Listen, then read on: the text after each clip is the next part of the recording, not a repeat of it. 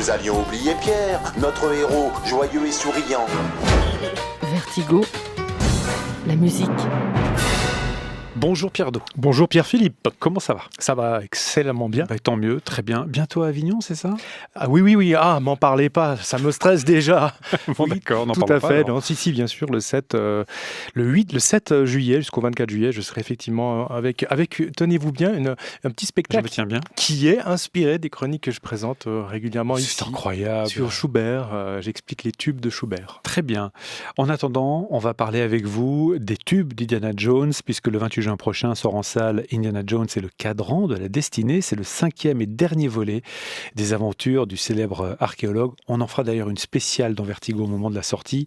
Vous sautez sur l'occasion, donc Pierre Do, pour nous proposer un décryptage de ce célèbre thème musical. Oui, ce célèbre thème, cette fameuse marche de Raiders March, qui a fait dire en 2016 à Harrison Ford, juste après son arrivée sur une scène lors d'un gala. That damn music follows me everywhere. En français, cette foutue musique me suit partout. Ben oui, parce qu'on lui avait mis la musique d'Indiana Jones pour son entrée sur scène, évidemment. Ce fameux thème, cette marche qu'on entendit pour la première fois en 1981, après environ 11 minutes 30 secondes du film Les Aventures de l'Arche perdue.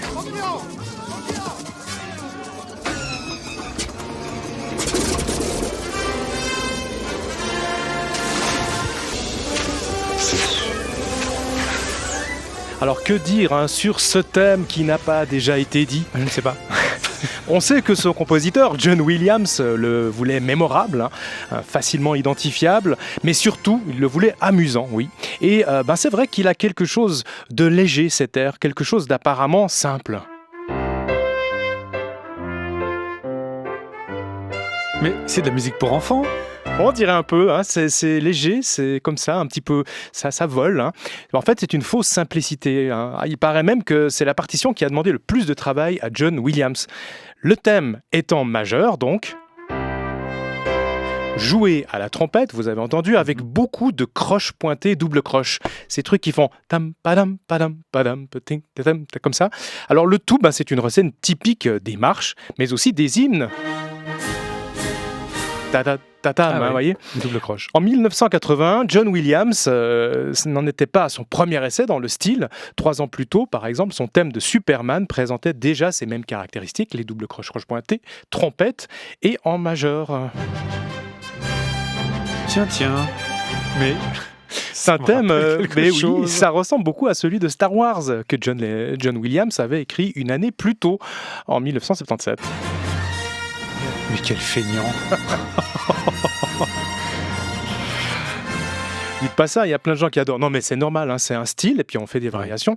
Alors cette puissance des cuivres, comme ça, soutenue par des percussions et des cordes jouées spiccato, John Williams l'a trouvé en partie dans l'écoute assidue des compositeurs de musique de film des années 30, comme Eric Korngold. Écoutez par exemple cet extrait de la bande originale du film La vie privée d'Élisabeth d'Angleterre. Ça date de 1939. Semble un peu Oui. à du Williams. Oui. On cite aussi souvent comme référence le compositeur anglais Gustav Holst et sa suite orchestrale Les Planètes, écrite entre 1914 et 1917, surtout la partie sur Mars. Là, c'est Star Wars. Oui. On arrive sur Mars. Ouais. Bon, alors ce sont des inspirations assumées de John Williams, que ce soit pour l'orchestration ou les harmonies. Mais moi, je me suis demandé d'où pouvait venir la mélodie d'Indiana Jones. S'il y avait eu un précédent qui utilisait un peu les mêmes notes. Alors j'ai réfléchi longtemps. Pour une fois. Pardon. Et puis, c'est vrai. Et puis soudain, j'ai crié « Ça y est, j'ai trouvé la solution !» Eureka. Oui, comme Vic le Viking en 1973. Ta-ta-da.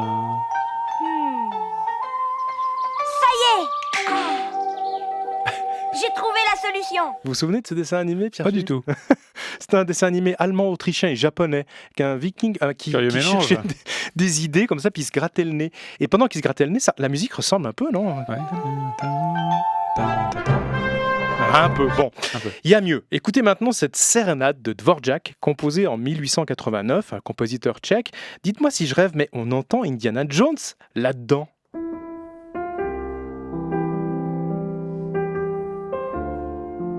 Ah oui.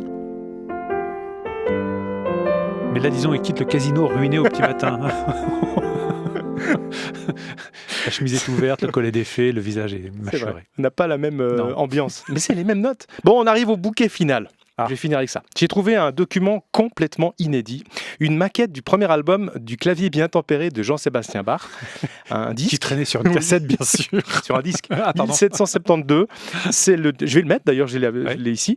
Attention, ça gratte un peu.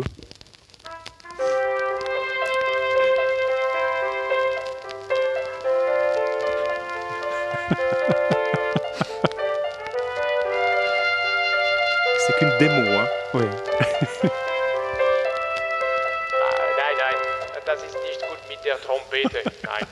Et il a abandonné la trompette et il a changé la partition Ouais. et il a réenregistré Ouais. Bach. Quel sacré Bach Mais quand même. Oh, celui-là. Permet de terminer avec une bonne blague.